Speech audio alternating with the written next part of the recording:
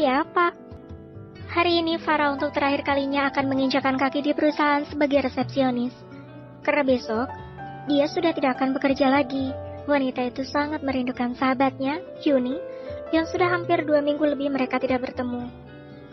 Tentu karena perjalanan bulan madu, dan juga karena Farah merawat ibunya yang sakit, membuat Farah dan Yuni harus berpisah sementara. Meskipun begitu, mereka juga masih sering berbalas pesan. Karena biar bagaimanapun, hanya Yuni yang selalu baik padanya di perusahaan sebelum dia menikah dengan Kel. Mbak, gue kangen banget sama lo. Farah memeluk perempuan yang menatapnya sinis itu. Bilang aja kalau udah lupa sama gue. Dan bahkan lo sekarang masuk kerja cuma ingin berpamitan. Lo tega banget sih sama gue, ninggalin gue di sini sendiri. Yuni merajuk, bahkan bibirnya sudah monyong 5 cm. Gimana dong mbak, duit gue sekarang udah banyak. Gue juga udah punya suami yang kayak 7 turunan. Gak perlu kerja, hidup gue udah enak mbak.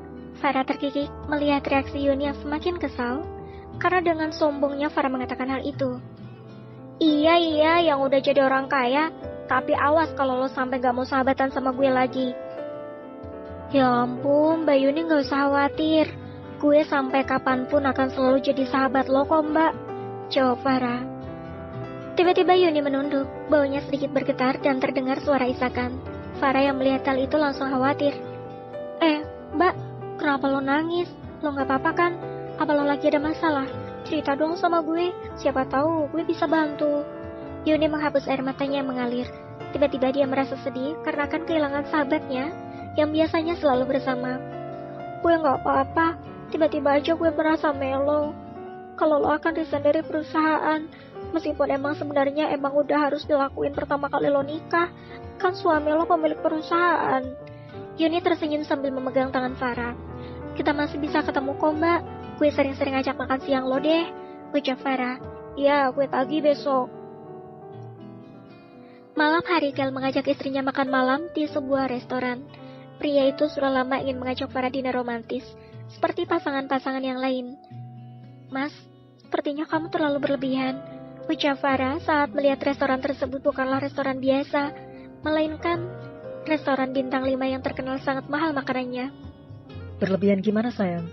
Ya, ini kan restoran mahal, bahkan menunya bukan berasal dari Indonesia.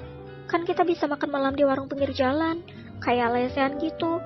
Aku mah suka kalau kita beli pecel lele, pecel ayam aja, ujar Farah polos, membuat Kel benar-benar mengagumi istrinya itu. Farah memang sangat berbeda dengan wanita kebanyakan di luar sana. Biasanya, para wanita akan senang jika diajak ke tempat yang mahal seperti ini. Tapi sepertinya itu tidak berlaku untuk Farah, karena istrinya itu baru saja menggerutu. Ternyata restoran itu tidak sesuai dengan ekspektasinya. Apa kamu mau kita nyari warung lesehan di pinggir jalan aja? Farah langsung menggeleng. Tentu saja dia tidak akan menyulitkan suaminya untuk mencari warung yang seperti keinginannya. Gak usah mas, nanggung, mending kita makan di sini aja. Lagian kan kita juga udah masuk ke sini, jawab Farah.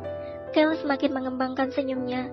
Dia benar-benar tidak menyangka jika istrinya sedewasa itu. Mas, bukankah itu Pak Dion ya? Sama siapa? Farah menunjuk 2 orang yang duduk di pojokan dekat jendela. Yang pria sudah teridentifikasi bahwa dia adalah Dion. Tetapi yang perempuan, entah dia siapa, karena yang pasti perempuan itu bukanlah Joyce. Biarin aja, mungkin mereka juga sedang kencan. Tapi mas, bukannya Pak Dion lagi pendekatan ya sama Joyce?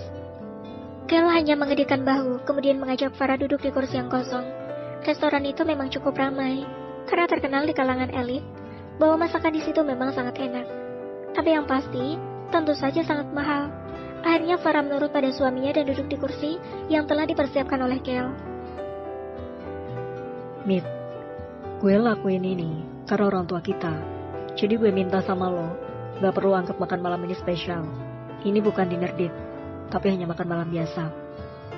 Farah dan Kel bisa mendengar ucapan Dion untuk wanita di depannya itu.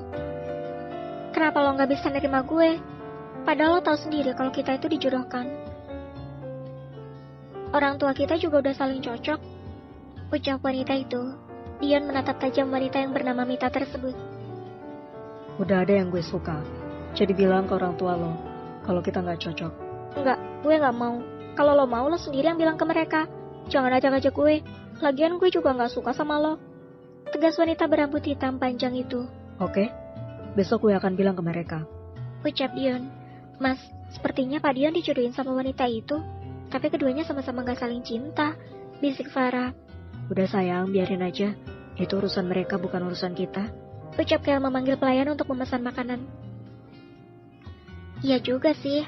Akhirnya Kel dan Farah memesan makanan yang menjadi menu favorit di restoran tersebut. Loh, Farah, Kel, kalian juga makan di sini? Keduanya kompak mendongak menatap seorang wanita yang amat mereka kenal. Vera, Jimmy, kebetulan sekali. Ucap Kel. Kalian sedang berkencan? Tanya Farah to the point membuat kedua sejoli itu merasa sedikit malu. Iya, kita memang sedang berkencan.